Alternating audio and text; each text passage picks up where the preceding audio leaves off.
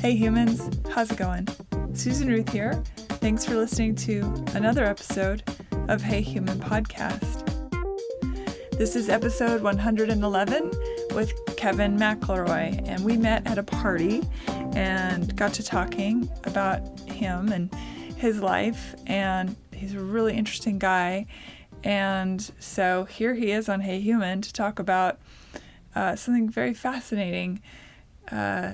He's a new dad, and in being a new dad, it stirred up a whole lot of feelings about his own childhood and some stuff he found out. Now, technically, you probably already know if you've read the poster or any of the social media stuff, or even the description of this episode, you know that Kevin is a result of in vitro. But the story is more layered than that, and it's a really fascinating one. We reference a lot of things. We talk about identity, and we talk about, the nurture-nature thing. There's a lot that we unpack, and in doing so, Kevin referenced a couple books. They are on the links page on heyhumanpodcast.com if you want to check any of those references out. And speaking of the links page, I'm going to tell you again that my dad's book that he wrote, which is fantastic, if I do say so, being his daughter. The book is called Margaret, Outrageous Fortune, and his moniker is Martin March. So it's on Amazon, and it's really good, and you can get a hard copy book or a download. So since we're talking about Kevin being a dad, I'm going to talk about my dad and his book. I really want him to sell lots of copies because it's really good, and I'm really proud of him. And I'm not just saying that. I've actually gotten a bunch of phone calls from people who are like, oh my gosh, this book is so good. I can't believe it. So yeah, pretty neat. Amazon portal is on the heyhumanpodcast.com website. If you shop on Amazon, click on that portal and shop like you normally do, and it helps support Hey Human, helps keep Hey Human ad-free. And the poster, I went to North Carolina, as many of you know from last week's episode. I got buck naked and body painted, and that result of that body painting is now on a poster. And it's another way to help support Hey Humans. Go to the store on the website and get yourself a poster. For those of you following my music stuff, my performing songwriter stuff, I'm performing at Rockwood Music Hall with Nikki Fernandez on July 7th, which is a Saturday, and you can find tickets to that on Ticketfly, or just go to susanruth.com, and there's a link on that front page. I'm also playing the Triple Door in Seattle on August 6th. That's a Monday, and that show I think is at 7:30, and you can find tickets for that at tickets.thetripledoor.net. But you can also go to just susanruth.com, and there's a link on there for that. So if you're in Seattle or New York or the surrounding areas, please come see a show. That'd be super cool. Come up and say, hey, I listen to Hey Human, and, make yourself known. I would love that. You can email me if you want to, susan@heyhumanpodcast.com. I answer everybody's emails. And really just thank you for listening. Keep spreading the word, and I appreciate it. I really enjoyed this conversation you're about to hear, and I'm glad I get to share it with you. So here we go. Kevin McElroy. Hey, how are you? I'm well. Welcome to Hey Human. Thank you. Excited to be here. Yeah. Here you are this is my new room. I used to do it in the kitchen, and it was so bouncy and soundy, so now we're here. Nice. We'll beautiful. See how this one turns out. Eventually, yeah. I'm going to try and build something downstairs, but nice. We do what we can. Yeah, we do what we can do in the moments that we can do them. So you and I met at a party about, 2 months ago now? It was about 2 months ago, yeah. Time goes so quickly. It was for, it was a celebration of a singer-songwriter. She had just released it was our mutual friend Olivia Rudine. Hi, Olivia. Was having a party. So we got into a conversation, and the subject of fatherhood came up. I became a new father a little over a year ago. Congratulations. Thank you. And we were discussing the interesting background from which I come from and how it's kind of shaped fatherhood for me, and also kind of how it shaped really just defining masculinity in general. Okay, well, let's start actually at the birth of your child, and we're gonna go back and forth because so you had a child. Had you? Yes. Now I know what the secret is. Did you know what the secret was before you had the child? Is it a boy or a girl? It's a girl. Okay, before you had your daughter, did you know the thing that you found out? So what I found out was, yes, I did. You had known already. Okay, yes. So maybe we go back a little further. Let's go back to, you were born in where? Mission Viejo, California. Okay, so you're from California, and your parents stayed together through your childhood, or no? Or no, they were divorced by the time I was 2. Oh, so early. Yeah. Okay, how did that shape you? As 2, you probably don't really notice, but... Well, so the whole background of this is basically, so my mom and my dad were married for about 10 years prior to having me. And my dad was much older than my mom at the time, and he had a vasectomy, but my mom was adamant on having a child, so he had said that he was willing to reverse that vasectomy when they were ready to have a kid. So when the time came down to it, he had backed out of that promise and left my mom kind of disappointed, obviously, because she had planned on that being the case. Did he say why he backed out? He had already had 3 kids at the time, and I guess it was just... Too much? Yeah. How much older is he than she? So he is a little over 20 years older. Oh, wow. That's a big difference. Yeah. So. And how old was she in this time frame? So she must have been close to 34. Because let me actually do the math real quick. So it's 14... So it's only about 14 years apart. Yeah, and my mom was close to 34. So she was like, I need to have this baby. Yes, yeah, exactly. And at the time, UCLA, because they lived in Los Angeles, kind of close to UCLA's campus, they were rolling out what's now kind of the like designer baby thing, the in vitro fertilization. I don't want to call it experiment because that sounds weird, but it was the project, I guess we'll call it. So as a solution, she decided to go down to UCLA, and you could basically structure in vitro fertilization deal based off of the genetics of who my dad was, right? So he had Irish blood and I forgot what other tall. DNA components. Yeah, tall. Blue eyes. Exactly. Right? Yeah, blue eyes. Yeah. Yeah. So basically, she just kind of took note of everything that my dad was, went down to UCLA, filled out the so sample she at least card. Tried to match. Exactly. Okay. Yeah. And then I came from that, which is kind of amazing. How did her, I don't know, he's still your dad, right? Did you refer to him as? My whole life growing up until 2013, I referred to him as my dad and considered him my full biological dad. But you didn't know you were in vitro? Not until 2013, no. So that's just like half a minute ago. Exactly. In the grand scheme of things. Yes. Yeah. So they got divorced when I was 2. Well, hold on. Yeah. Okay, so she says, okay, if you're not going to give me a baby, I'm going to go build a baby. And it's like build a bear. Exactly. She goes down to the mall. It's build a Kevin. Did your dad have reservations about that, or did he thought, well, okay, that's fine? Or do you, in retrospect, I guess everything you learned later, but do you know if he had?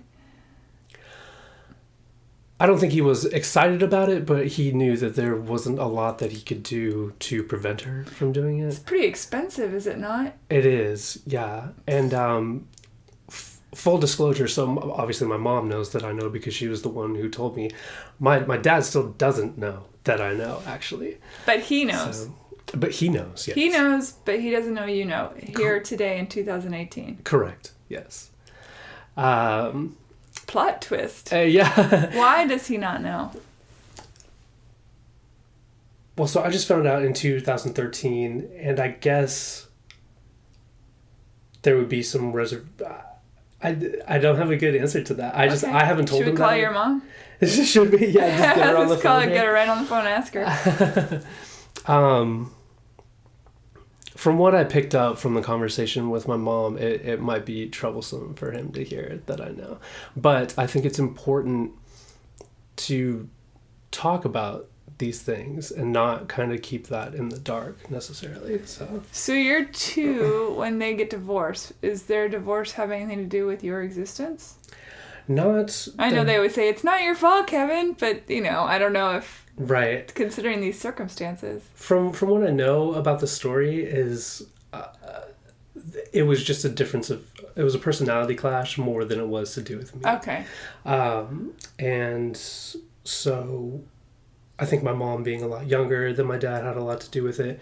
She was very driven and still is a really driven, successful businesswoman. And I think that may or may not have been bothersome to my dad at the time.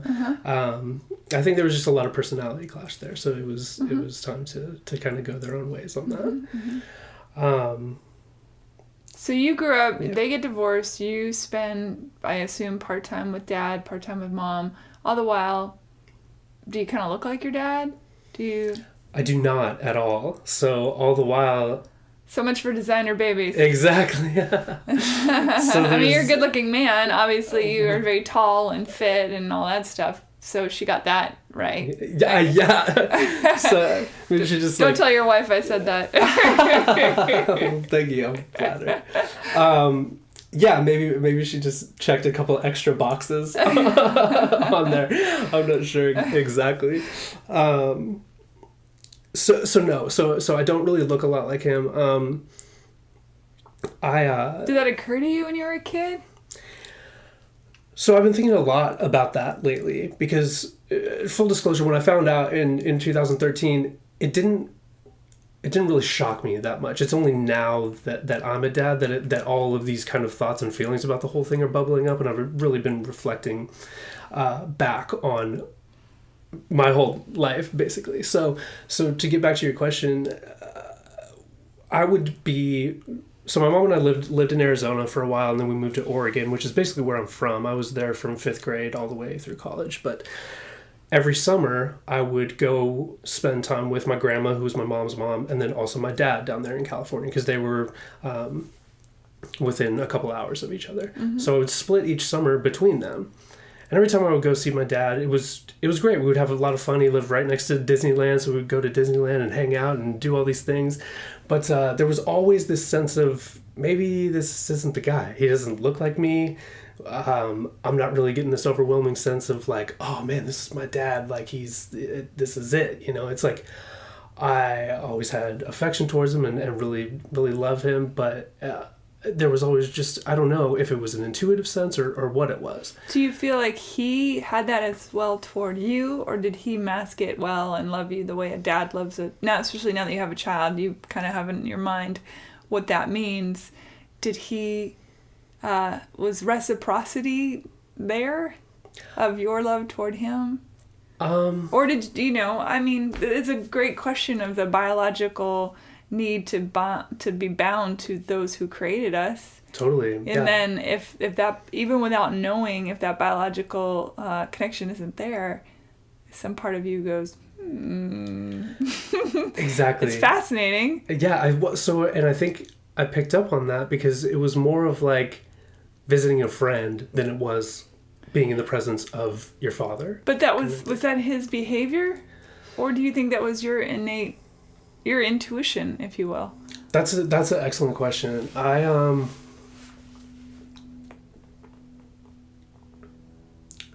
I think he tried to connect as best as he could, but it was more surface level, catch up, get to know you kind of thing. So I think it was, I would have to say that it was more behavior based. Yeah, than he it was. had some standoffish maybe then. Exactly. Yeah. Huh. And I guess it felt normal at the time because in my mind I was like, well, we don't get to see each other that much, so we're trying to find some common ground and catch up with each other. But now looking back on it, there's something a little bit more to it than that. Mm-hmm. So he has 3 other kids besides me as well, and they are my half siblings. I kind of wish I had more time to see him interact with them to kind of compare. Mm-hmm. But every time I was with him, it was more just us, or we would be with one of my half siblings, and but I didn't really get to see them interact a lot. Yeah. So there was those visitations, and then I would go back over to be with my mom and my grandma, my mom's mom, and they obviously knew everything that was going on. And just the way some things were described about my dad, it was always as a distant person and not someone that was like really connected in that way. Mm-hmm. So everyone was in on it. Everyone's in on it, yeah. Except for you. Except for me. So growing up, that's an interesting thing to kind of go through, because as I start to get older and older, I'm noticing, there's these all my friends around me have these kind of nuclear families, and their dads are coming out to their sporting events, or they're coming to specific, father related events. And so I had a lot of questions regarding why that wasn't the case. Mm. So, and what would your dad say when you asked him? More of a chess guy than a sports guy? Or? Yeah, right. No, it was usually just didn't have the time or resources to get out there. It was usually played off like that. I think there was a lot going on behind the scenes, but I'm not sure exactly what it was. Are you close with him now? Kind of. We see each other about once a year. We'll talk on the phone every once in a while, but not that close. So I find it interesting that you found out in 2013, but he still doesn't know here in 2018. It's almost like the power position has shifted. Now you know something that he doesn't know, whereas your whole life he knew something you didn't know. Right. It's interesting. It is like this strange turn of fortune. It is, and I don't know what it would change necessarily if I was to tell him. Do you think I could muse on that perhaps. Do you think it would give him permission to then check out completely from your life? Because he's like, oh, well, I'm not your biological dad, so see you later, kid. Nice knowing you. Or, you know what I mean? Yeah, that's a good question, and maybe that is an underlying fear. I haven't really processed that too much. I don't think that would be the case. What I've kind of come up with is it doesn't really change much if he does or doesn't know. Mm-hmm. If we have kind of gotten to this point in 32 years of my life, and we're kind of as close as we're gonna get for the most part, then I almost kind of want to let that lie and really just take the experience as a reflection and a tool to frame kind of my experience now. How did you find out? So going back to what we were talking about, how we kind of had that innate feeling that he might not have been the guy, so to speak. My uncle had come to visit me here in Nashville back in 2011, and we were getting into a conversation. This is your mother's father or your father? My mother's brother. Oh, sorry. Yeah, no, that's uncle, okay. Right. Yes. Yeah.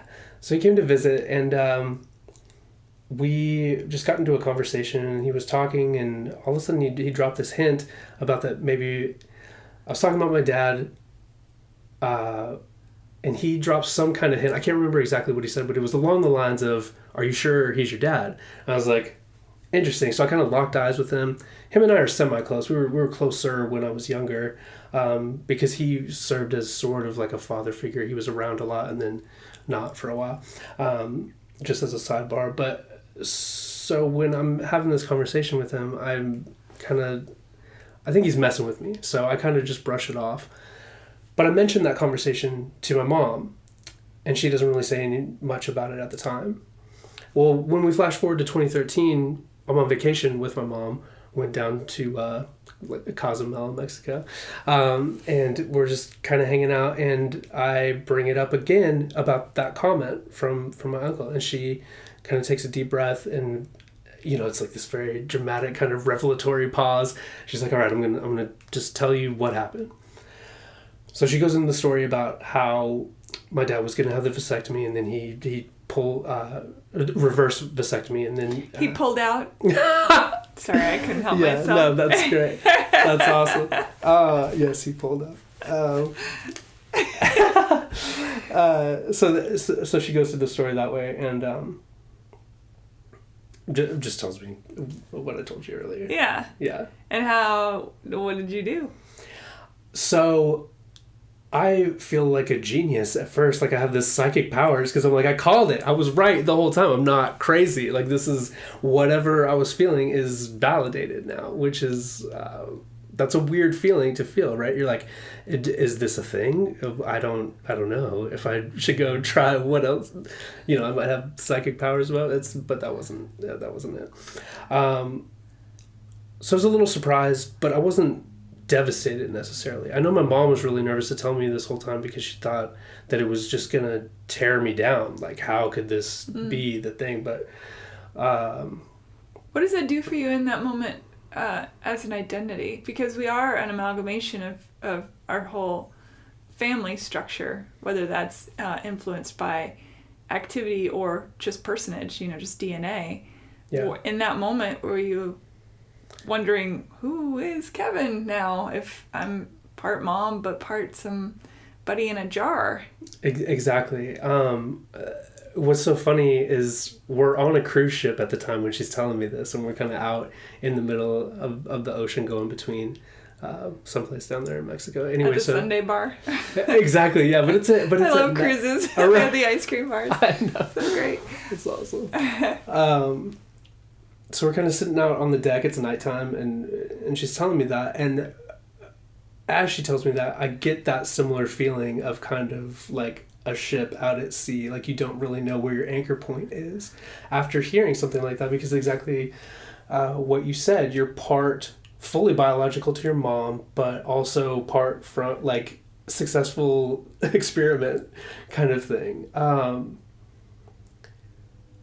For most of my life, though, I feel like I've struggled with identities and feeling of isolation and things like that. So to have that be a cherry on top, so to speak, it almost just reinforced that identity that I have for myself. Why do you see? I find that interesting too, because I've read articles about people who are adopted feeling a sense of abandonment even when they're adopted into very, very loving homes, even as infants and raised up in families who clearly adore them and provide for them, that they still have this innate sense of wanting. Yeah. And I find that very curious. And so you saying that you struggled with your own identity, and I find that intriguing. Yeah, definitely. And because so even with this whole revelation thing being an isolated incident, the way I grew up was still unique in and of itself, even if my dad was my biological dad. Just from a single mom and being an only child. That in and of itself is not a very common. I mean, it's a lot more common nowadays, but. Why did she only choose to do it once, I wonder? She had said that she was going to go back to try to do another one, and I've forgotten why she decided not to. I think it might have just been too much. It would have been interesting if she had picked the same donor. Yeah. Because then there would be this other being that you would have felt a connection to, because it would have been 100% the same DNA as you. Exactly. Right? Yeah, definitely. Or, you know what I mean by that? Yes. Yeah. You're your own DNA, but made up of them. Right, but I have a companion in this interesting journey. Yeah. I'm not exactly sure why. I think maybe too much time had passed, and then she felt like she was too old for it. Because she was... Yeah, I think by the time she was considering that, she was already close to 40, so I think it was just a timing issue.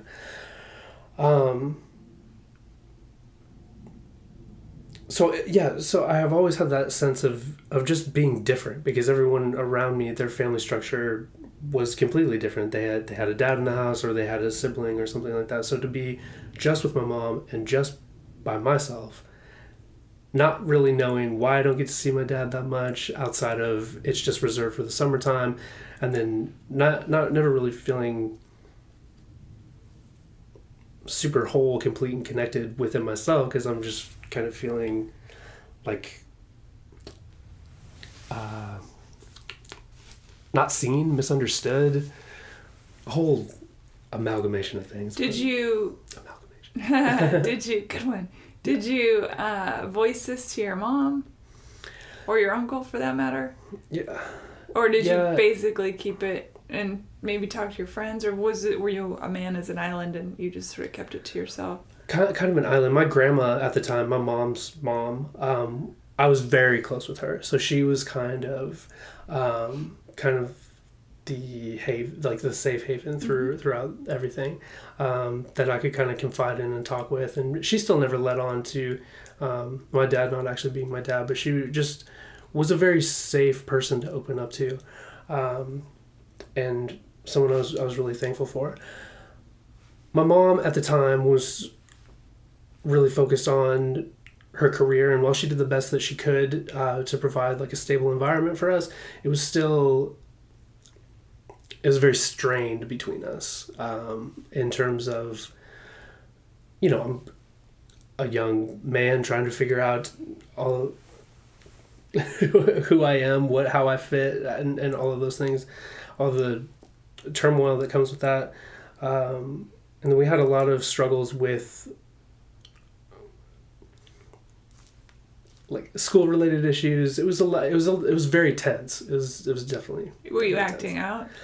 I wasn't. Were you underachieving? I was underachieving, so maybe that was a way of acting out. Sure. Yeah.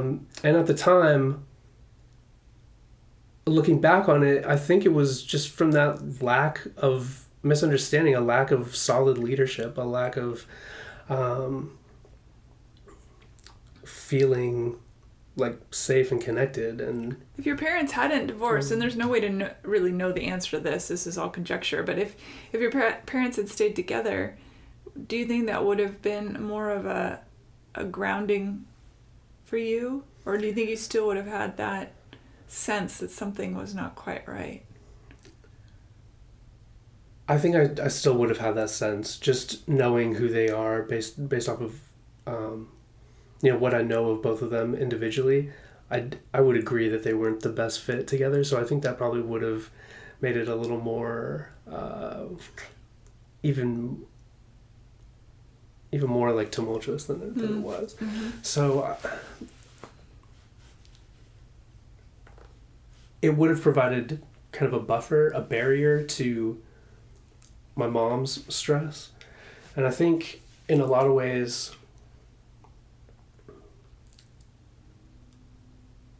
I served as a source of fulfillment for my mom, right? So she doesn't have a companion to go through this whole experience with at the time. So I almost inadvertently take the place of filling her need to feel complete and belong. Yeah, exactly. At the same time, she also has to be two parents in one. Did she date during your childhood? Briefly in the beginning, and then not for a long time. She didn't really marry until I was a senior in high school. Did you like him? I did, yeah. And they're still together, actually. Yeah. Yeah. Did he feel like a dad figure to you? I don't believe so. He more, since I was, 17 at the time, he more took like a friend approach to it. But it did take the focus off of me in a lot of ways, and my mom was kind of able to be herself more than she was in all those previous years. And at that point, the pressure is off of me to fulfill a whole host of needs outside of just trying to grow up. So she looked to you to be the companion? Yes. And I felt that, even though she may not have expressed that, I felt that pressure there to provide that. So it's interesting, because as you're growing into yourself as a teenager, the natural order of things, of course, is you start growing into your own sexuality and your own friendship bases and all that kind of stuff. So if there's this overwhelming presence, how does that shape you in terms of how you're discovering the girls you like and the things that you do? Yeah, so I had to kind of edit a lot of that. Some of it was very out in the open and I could discuss some of it, but a lot of it... Edit, you mean your experiences you were having? Yeah. Okay.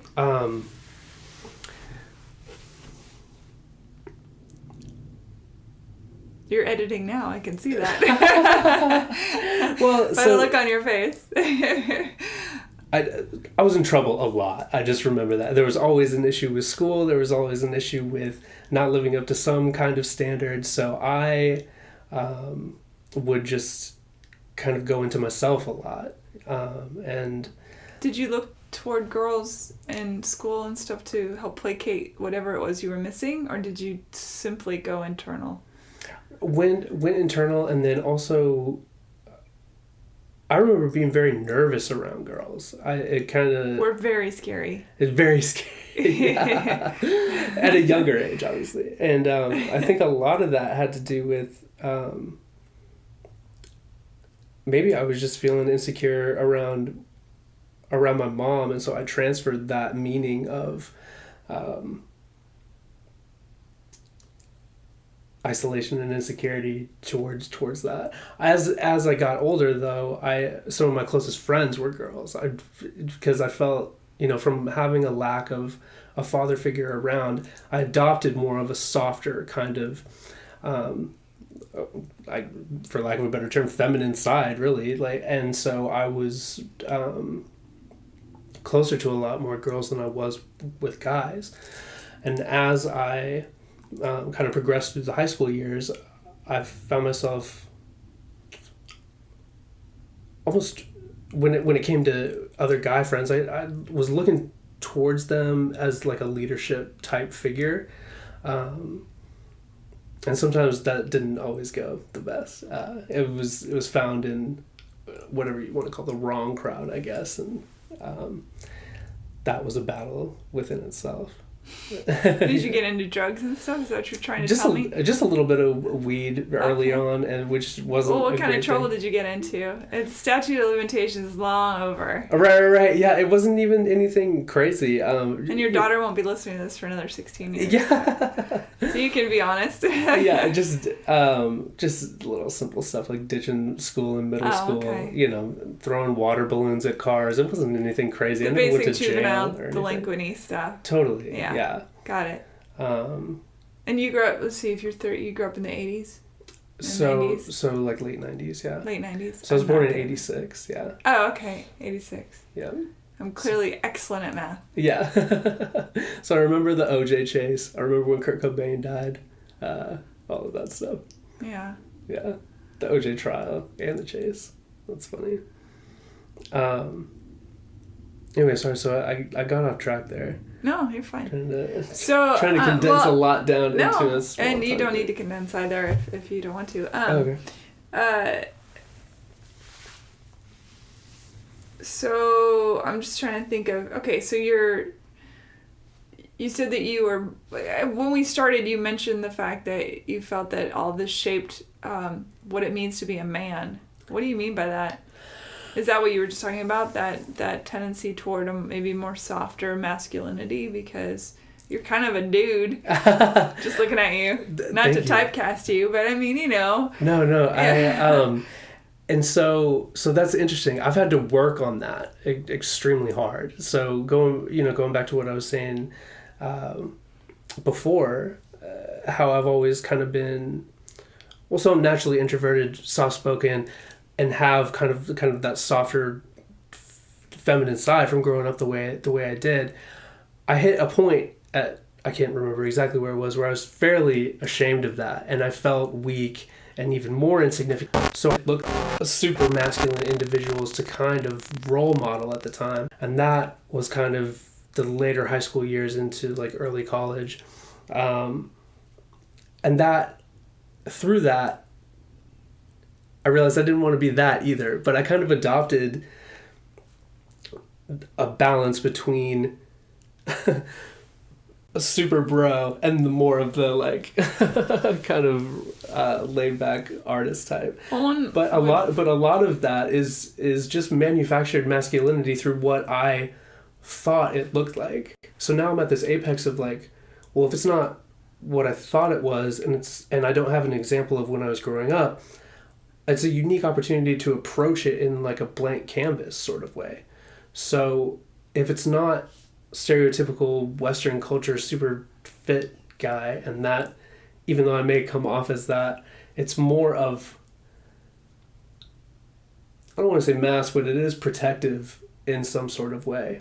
It's almost metaphoric in the sense that like that stronger outer shell is going to protect that softer inner side that has always been there, but has also been kind of a source of shame and a source of vulnerability, I guess. Why is it shameful to you? Why was it?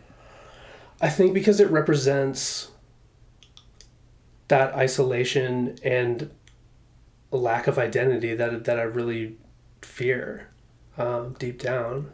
And so to not... One thing I always kind of think about is some people have grown up with a father who took them fishing or played sports with them or something like that.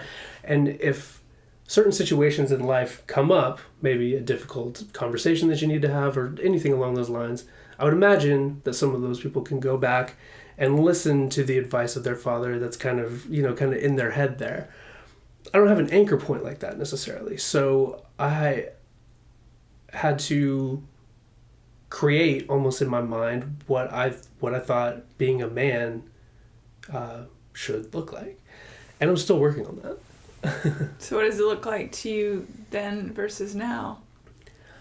So then it was the super bro, like you're saying. Yeah, exactly. Which I would argue that they're also compensating for something more than likely. I would agree. Yeah, definitely. because anybody that is all the way over on a scale of something, yeah, to me, in my personal experience, it's because they are masking some other part of themselves, so they're overcompensating in the other direction. Definitely. Yeah, and I would fully agree with that.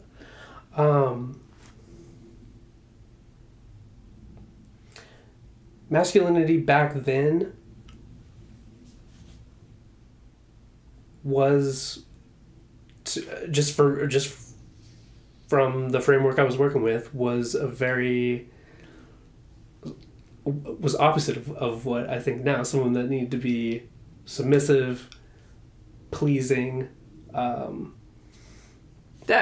sorry. Well, yes. You're saying that is how you were, and so you were looking for the opposite of that, or what's this? Yeah. So submissive and pleasing would be which part of you? But back past. then you were that. Back then I was that. Yeah. Got it. So you're looking for, okay. Got it. Yeah. Looking for approval, very people pleasing, very submissive, just to gain approval kind of thing. Just because I never felt that. It's interesting that you consider that a feminine energy also. Oh, I don't mean to imply that. Oh, okay. I was like, that's curious, because I think a lot of people would put that in a feminine energy space. But it sounds like your mom was kind of a badass. She was sort of, businesswoman and take control. She's like, I want to have a baby. I'm going to do it. That's a person that is not submissive nor...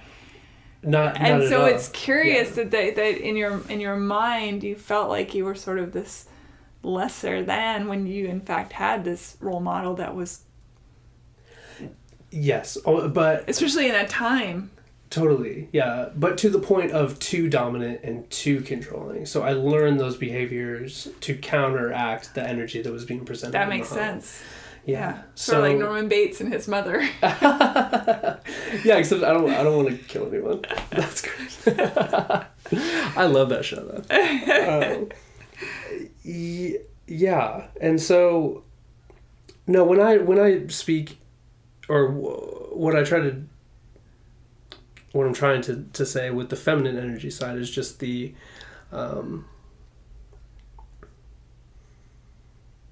just the softer, more ethereal approach to how I kind of frame life. From always been a writer, musician as well, and that has an element of feminine energy to it. Totally, so, the creator. Yeah, definitely. So, did your mom embody feminine energy much, or was she definitely more of the masculine energy? Way more of the masculine energy. Very,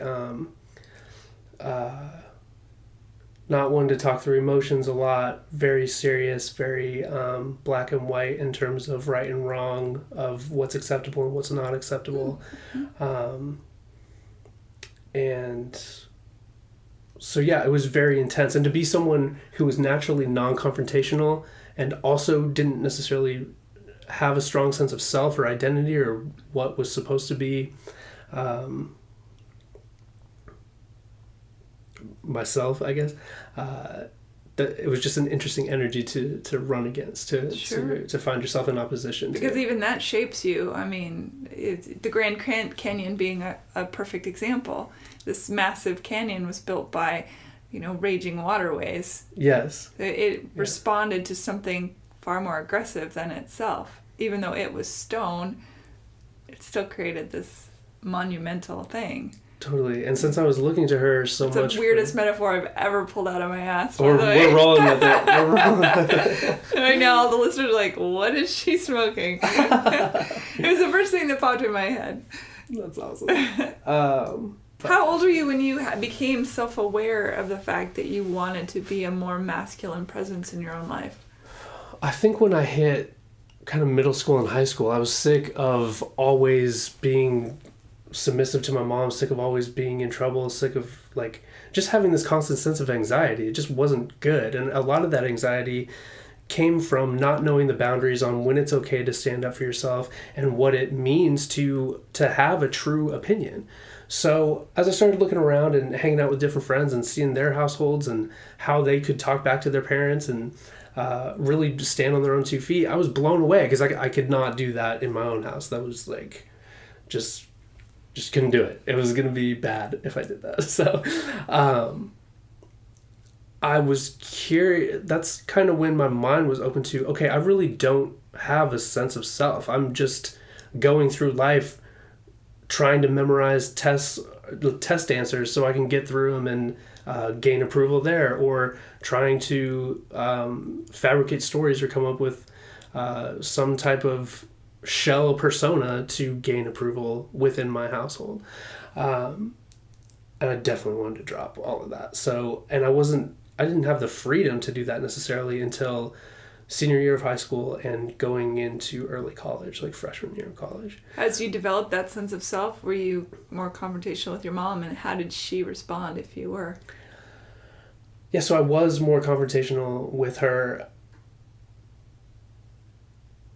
but never in a very disrespectful way, just starting to stand up more and more. And I think by that point she was realizing the super intense hold that she had over me and how it was kind of keeping me back from developing this sense of confidence and self-reliance and things like that. So again, though, my way of coping with that is not inviting her in and explaining what's going on with it. It's more of throwing up or putting up this persona that meets a baseline of approval, but then going off and doing whatever I wanted to do. And in doing whatever I wanted to do, sometimes that would result in a failed class. Sometimes it would result in speeding tickets that would affect my insurance, things like that. And so when she got those little flashes of me not doing what she thought I was doing, that I think she started to see the picture a little more from there. But then as I moved through college, I got into the big thing that kind of changed everything for me was getting into martial arts. And in that way, it was a great hyper-masculine environment, but also very humbling at the same time. And that was the first time I had any type of contact sport. Which martial art? It was a branch of Kung Fu. But it was full contact, full sparring, things like that. So, that did a lot right there. That really opened a lot of doors in terms of just developing confidence for the first time. And how old were you? I was 20 at the time there, 19, 20. And I learned a lot of honesty from that too, because through kind of the way I was raised, I unfortunately developed the habit of lying to stay out of trouble. And in lying to other people, little white lies, nothing crazy, you develop the habit of lying to yourself as well. So creating this kind of shell persona, even within myself, of who I was and where I was going, that started to melt away too. And I went down a really great path of starting reading philosophy and started going on this journey where I kind of came out of myself and I was able to be more honest with my mom down the road. And so I kind of came out of it slowly from there. So how did you meet your wife? So I moved to Nashville in 2011 to play music, and that's when I met our mutual friend, Steve Lester. Hi, Steve. Yeah, hi, Steve. And we started playing writers' rounds, and then we eventually formed a band together. Had a great run, did some great tours, got some great EPs out of it. And he, at one point, was working at a bar downtown in the Gulch, and my wife had moved down here from Ohio at the time, and she had a day job working for Geo Digital, which was part of Gannett, which was basically the digital version of the Tennessean. And then she worked at this particular place at night. I was driving limos or some crazy job at the time, and so I would go there when I got off work, and Steve would be working, and I could go in there and just hang out with him. So one day, Sarah, who's my wife, was working, and Steve said, "Hey, you should meet my friend Kevin over here." And she was like, "No, I'm good," just because. She thought that I was maybe a reflection of like irresponsible musician guy. So another mask. Right, exactly. And we all wear I mean, we wear dozens of masks all day long. Life is a theater that we are playing parts in constantly, whether you're dealing with a banker or your grocery store clerk or your neighbor. Your person, the core who you are, is the same, but you're still putting on various faces. Yes. In your own way. Yeah, absolutely. Yeah. We know how Steve can be a joking guy. Yeah. He embodies, I think, very much an equal part masculine, feminine energy. Definitely. Yeah. And that's one of the reasons we get along so well, is we connect on that level for sure. Mm-hmm. And I think so Sarah said nope. Yeah, because she thought I was going to be an offshoot of his kind of crazy joking nature, and she's like, "No, I'm good on that." But then he's like, "No, it's this guy over here," pointing to me, and she's like, "Oh, okay, well, I guess I'll meet him." And I, again, going through the mask thing, I was too, I don't know what it was, assumptive in thinking that she would actually be interested in me, so I just threw the wall up, and it took her a little bit of work to break that down, but I'm really thankful she did, because we went out for the first time a few days after that, and it was just... Does any of her energy remind you of your mom? That's a great question. She can definitely be super dominant at times, but I have evolved as a person to a level that matches that, so now anytime she is in a dominant position, it's in a way that kind of leads us forward as a family in a way that I would be maybe not as strong in. Mm-hmm. So, and by the same coin, I can show up with a feminine energy that she doesn't necessarily have. So our balance kind of comes in. Mm-hmm. And what year was this that you two met? So that was 2014. So you, at this point, already know that you are not your father's biological child. Correct, yes. Did you at any point go, I want to know who my dad is? Was that a possibility, or were all those records sealed? My mom had said it was a possibility, but it would take a lot of digging. And so after I found out, that was kind of like this secret that I would just tell to the people closest to me. So everyone that I've told, Steve, another one of our buddies, my wife, they're like... Me and you, and 30,000 people. Hey, everyone. Some of whom may be related to you. You don't know. Hey, you never know.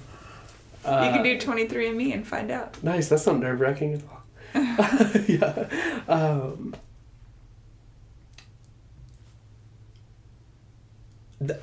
Everyone that I've told has encouraged me to try. They're like, we got to find him. We got to do this. And I was like, no, I don't really want to necessarily. How come? I don't know what it would change. I'm kind of hung up on that. Like, what would it change if you found out this, if you found out that? And I don't know if I really mean that, like, my perspective is going to stay the same, or if it's defensive. Like, what maybe, are you afraid of? Exactly, yeah. So what do you think you are afraid of?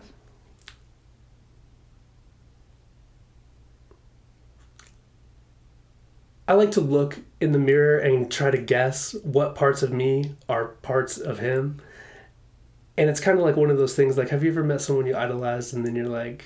Never meet your heroes. Exactly. That's a phrase for a reason. Definitely. And I'm not so sure if this particular person is a hero necessarily. I mean, they are in sort of. I'm thankful that they volunteered. Hero, I suppose. Yeah, definitely. And I'm thankful that they decided to volunteer for that project back then. And now I'm here. But I don't...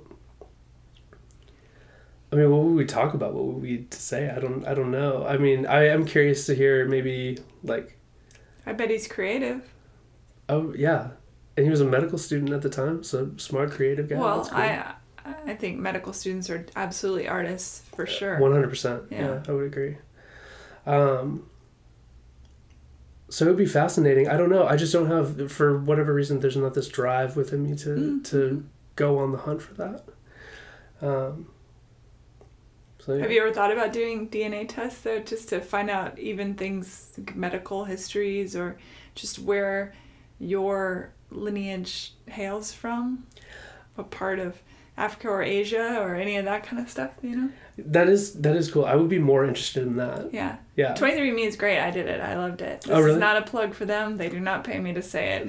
Nobody pays me to say anything. I just, I think that they are, I thought it was really, really cool. That's awesome. Well, I'm definitely open to that, because who knows what it could be and what's in there. Who knows? Yeah, that's right. The thought at first was to see if there was any family lineage of any sorts of disease. Of course. Yeah, or heart disease, whatever, history of Alzheimer's, whatever it could be. I suppose that would still be a smart thing to see, but. So I don't know. Maybe, there might still be a part that just wants to control the outcome. Yeah. And I'm good with kind of what I found out, and maybe I subconsciously can't handle anymore. Yeah, I mean, it's all on you. It's what you want or need. When did you get married? Was 20? You said 14? No, it's when you met. It was 2014. Yeah, when did you marry? Married September of 16.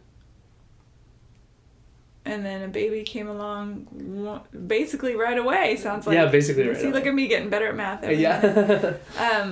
She was born March of 17. Mm-hmm. If you want to do the math. Yeah. Yeah. You had mentioned that being a father has, again, changed a perspective. How so? And is it different that you have a daughter versus how... again, conjecture. You don't know what it's like to have a son because you haven't had one yet. Right. Yeah. But how did that shape you once again?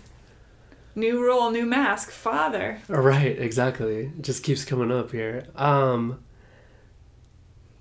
That day that she was born was crazy for a lot of reasons. First of all, it was just very intense going through the process. My wife delivered naturally, which was super cool to watch and experience and be a part of. So on one hand, I'm kind of coming down from the adrenaline of like helping her through that, supporting her and everything. But I noticed that my initial reaction after a couple of days was very kind of standoffish and avoidant of the baby, because it was just so overwhelming. It was amazing to me that I've gone through this whole history of not really feeling a solid foundation of leadership or like strong self-identity, and now all of a sudden I have this overwhelming huge responsibility where I have to really step up to the plate too. I mean, way more than I've ever tried to evolve into before. And so at first it was almost like I was the one with the postpartum depression. It was just so like crazy to me. It took a while to kind of absorb all of that. How long is a while? Probably the first 6 months. Oh, wow. Trying to process everything. We were also going through a lot of the time. We were selling a house and buying a new house at the time. And so I was really trying to stay focused and getting all that taken care of so my wife could relax and take care of Penelope. That's our daughter. Ah, cool name. Yeah, thank you. So when you held Penelope in your arms as a dad, and yet you're having existential crises in the middle of it. Yeah. But also you have this history of feeling disconnected. So how were they at odds with each other? Knowing I feel disconnected from this baby right now, and I was a baby that felt disconnected. How do you connect the dots there? It's taken this long to kind of figure that all out, and it was how it manifested itself in the moment was just kind of survival mode. I just wanted to make sure everyone was okay, and I couldn't process my own feelings necessarily.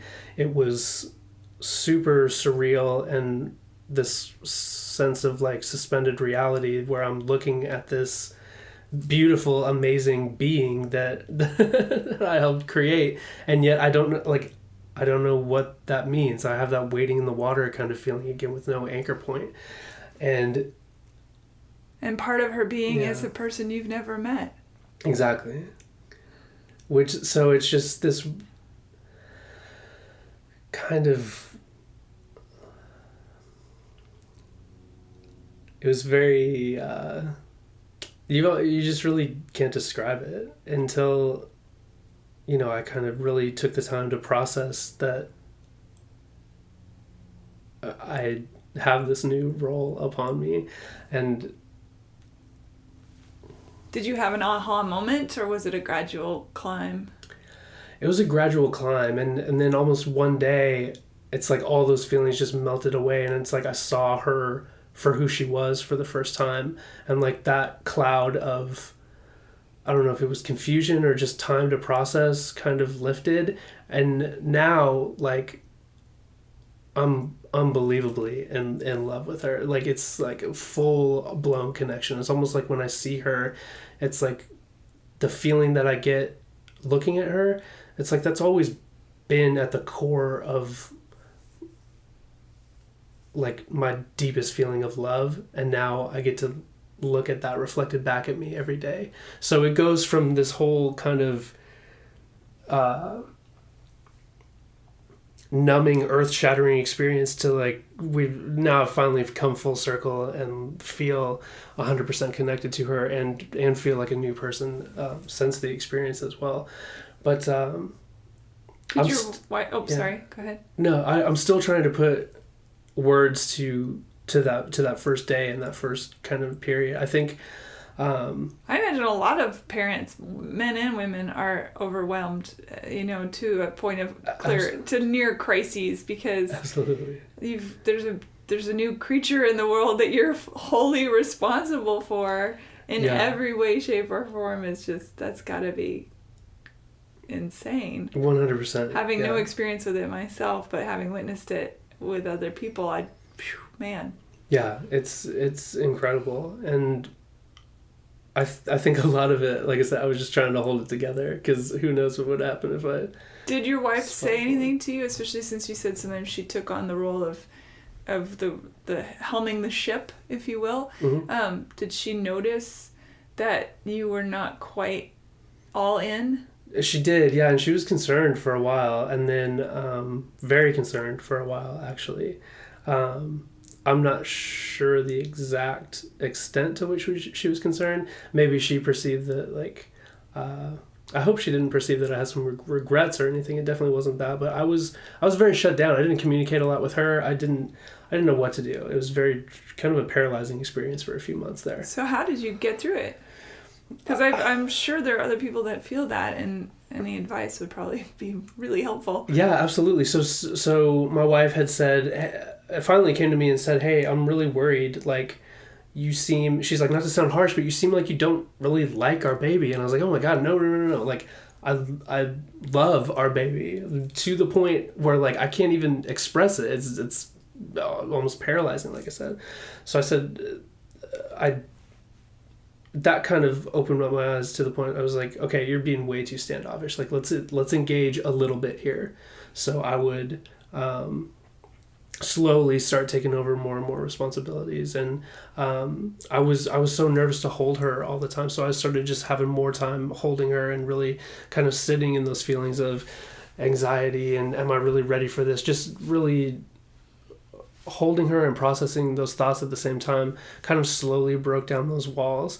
And as I developed confidence to change diapers, feed her, feed her a bottle, things like that, get her in her onesies, just these little tasks, that compounded on top of itself where I started to believe, like, no, I'm ready for this. I can do this. And as I started to feel that more, I think our baby could feel that too, and she was starting to recognize me more, and I just kind of slowly moved towards it. So I think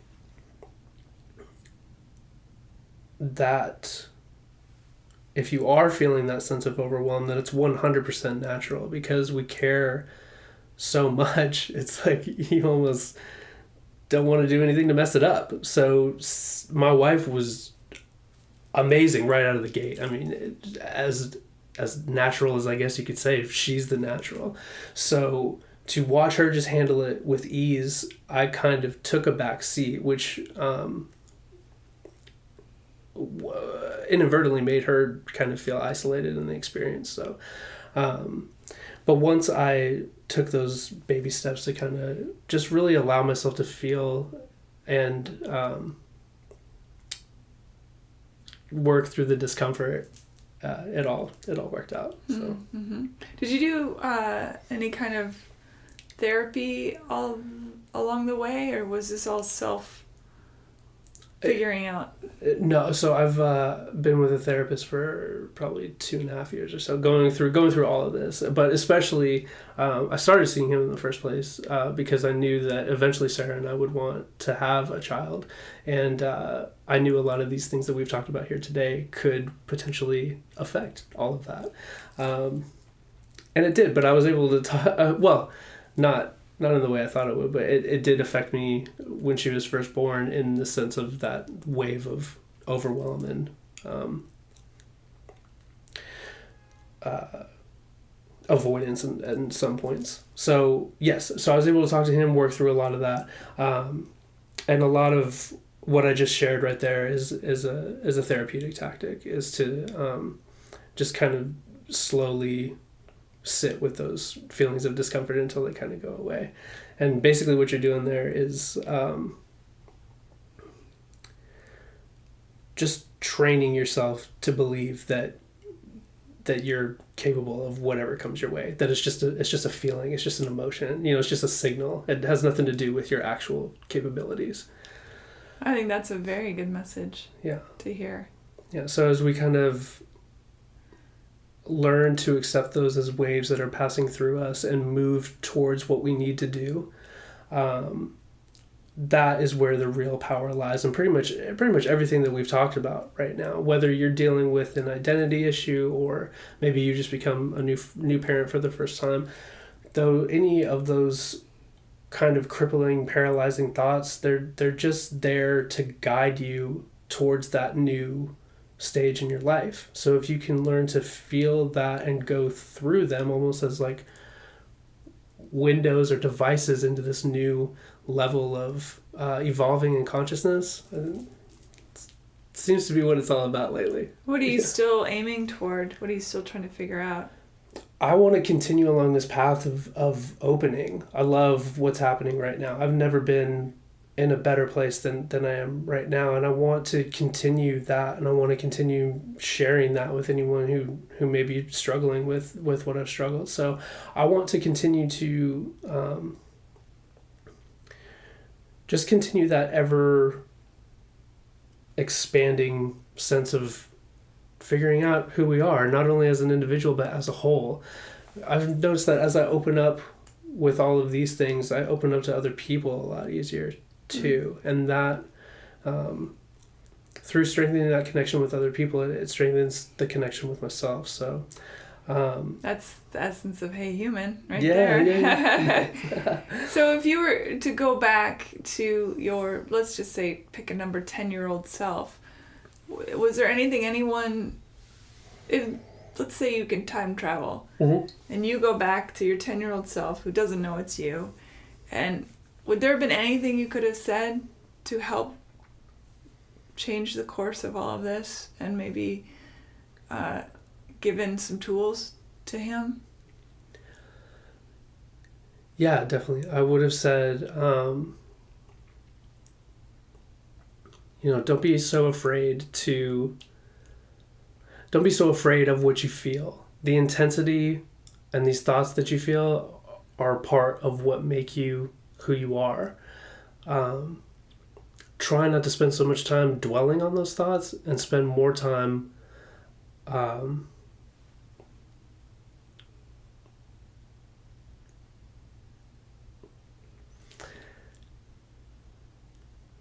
I just hit a wall there because I don't know what that person would have spent more time doing, like riding their bike, spending time with their friends. You mean little you? Little me, yeah. Because it's easy to say stuff like that when I'm kind of in and a part of the world now. I have a lot of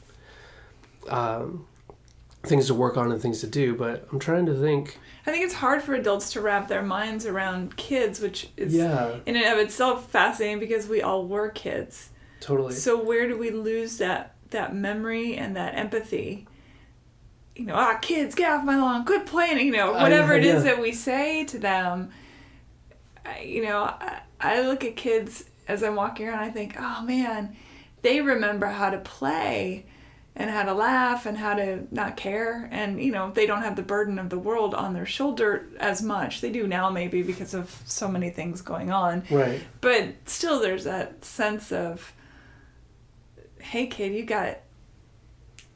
got everything. Yeah. If they're lucky. Obviously there's plenty of kids that don't have that, but that's a whole nother conversation.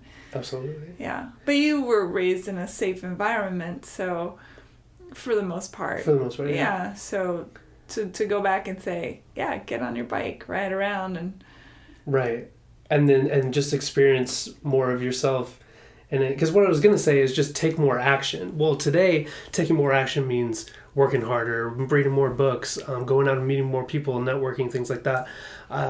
Taking more action as a 10-year-old. And I say take more action because through that action of living, I get out of my head and the anxiety kind of floats away when I'm in direct contact with other people. So whatever the 10-year-old version of that is, I would encourage more of that. And I would also encourage, don't be afraid of who my mom was at the time. Go ahead and stand up and say what you're feeling. It's not as scary as it seems. She's going through her own battles and her own fears. Yeah. But that's a lot easier said than done. Well, and you were also a kid. Yeah. And so it wasn't your responsibility to make your mom happy. Yeah. Or to placate her needs or even... You know what I mean? You were the kid, and she was the adult, and so putting that kind of pressure on you was not a good thing. Right. Which I'm sure you know that, and she probably at this point in retrospect, hopefully knows that as well. I'm sure you've talked about it. So, yes. Yeah. Definitely. Yeah. But kids are incredibly resilient too. I had some stuff growing up that was pretty intense, and how we deal with that as children. We're here. We're still here. We've made it to this. Exactly. And so, I honor the 10-year-old you for sticking with it when you didn't have to. Yeah. And a lot of people don't. Yeah, thank you. That's That is amazing. And I have a ton of compassion and empathy towards anyone else who's gone towards that kind of thing. Like I totally get it. Mm-hmm. And I think so that what you said right there brought up an interesting thought for me with this concept of like inherited identity. You can either choose to carry that with you, all the way into whatever age you happen to be today, or you can view that as just part of the spectrum. It's as we continue to grow and evolve, that was just that in the moment.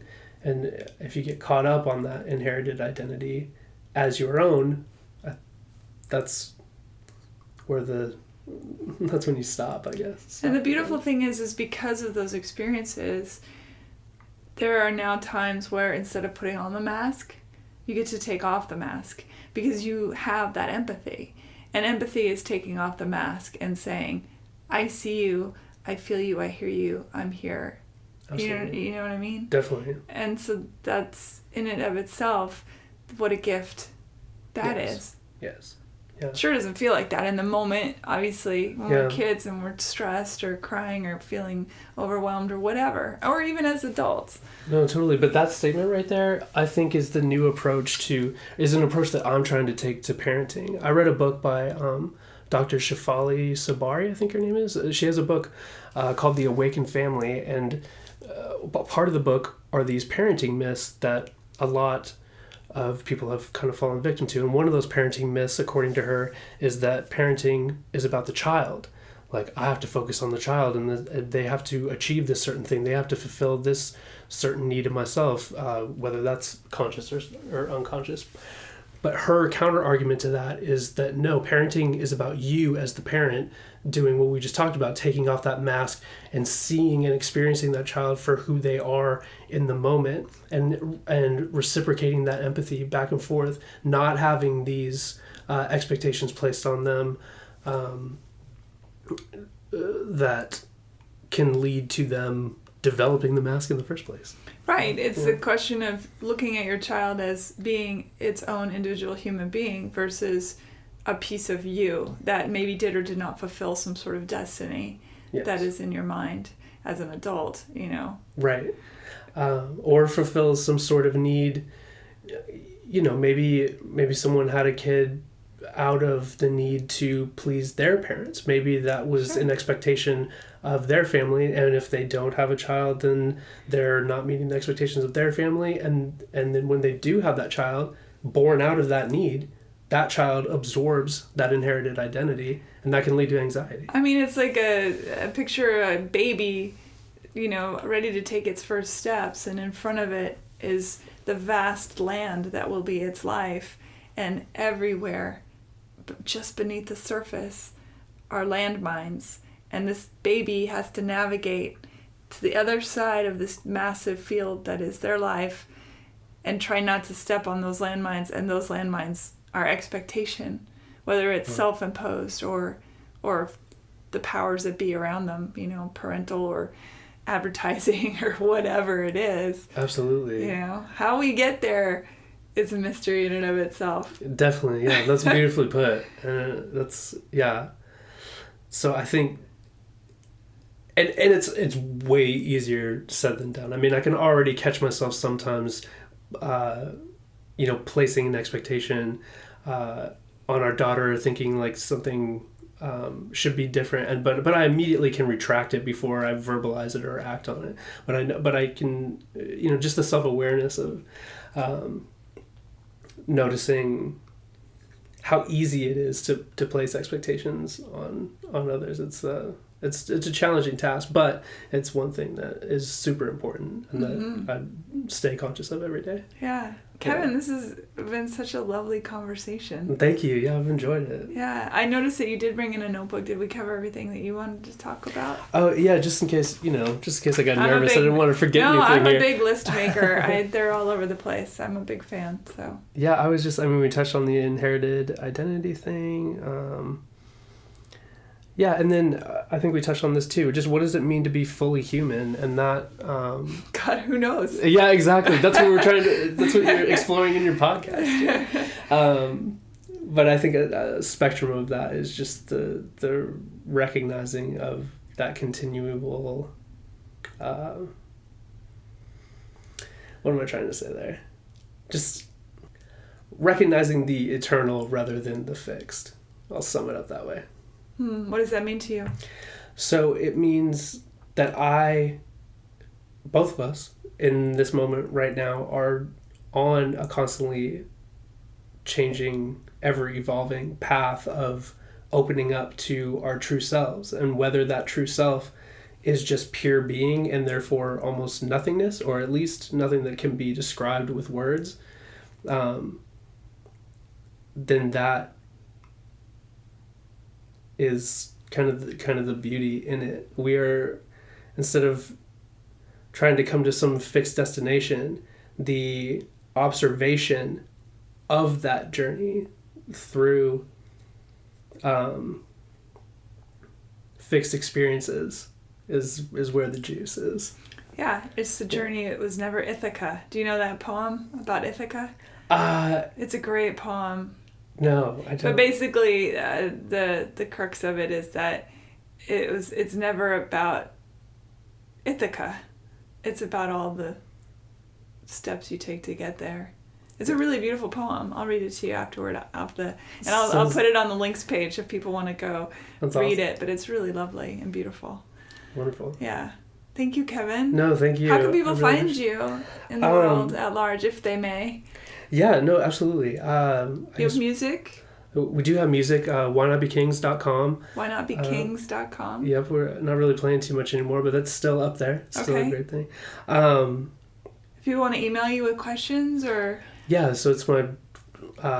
it's McElroy.kevin86@gmail. I guess we can put that in the show notes. I can put it in the links page. Yeah, but it's a McElroy.kevin86@gmail. Okay. No spam, please. Only serious questions. Yeah. But yeah, if you have any questions or if you want to start a conversation or anything, I'm even happy to get on the phone. That's just awesome. Let's not put your phone number out here yet, but people can email you first and then go from there. Yeah. Yeah. Definitely. Kevin, thank you for being on Hey Human. No, thank you. I really appreciate it. I really enjoyed this conversation. Me too. Yeah. Thank you so much. Bye, everybody. Thanks for listening.